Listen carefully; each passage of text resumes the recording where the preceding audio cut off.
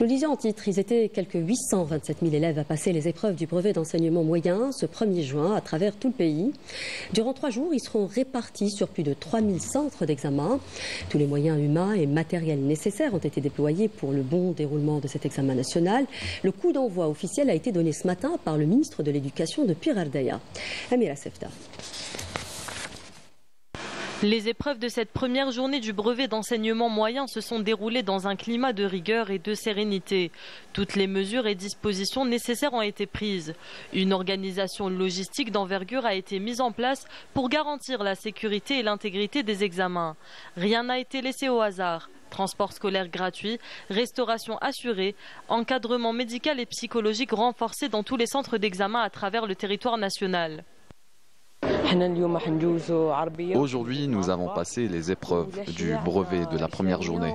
Nous avons travaillé dur pour cet examen qui est un des tournants dans notre parcours scolaire. Les examens étaient à la portée de tous, c'était simple et je souhaite à tous les élèves de réussir.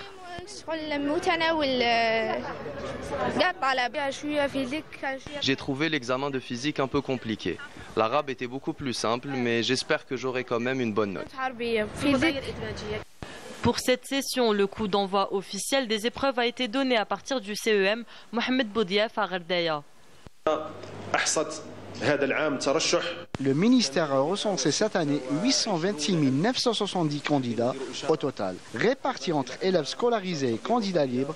Parmi eux, 814 523 sont des élèves inscrits dans des établissements scolaires, tandis que le nombre de candidats libres s'élève à 12 447, répartis sur 3 070 centres d'examen.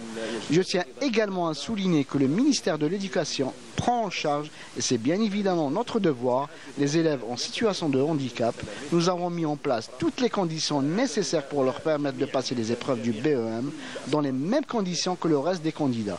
Leur nombre s'élève à 1582 candidats. De plus, le ministère a pris les dispositions requises pour nos enfants souffrant de maladies, les empêchant de rejoindre les centres d'examen et qui doivent rester hospitalisés durant cette période. Le ministère a veillé à leur assurer un encadrement adéquat, même s'il s'agit d'un seul élève hospitalisé, en aménageant un centre d'examen au sein de l'hôpital afin qu'il puisse lui aussi passer les épreuves dans de bonnes conditions comme tous les autres candidats. Tout a été mis en place pour offrir aux candidats de cette session du BEM 2025 les meilleures conditions pour réussir cette étape déterminante de leur parcours éducatif.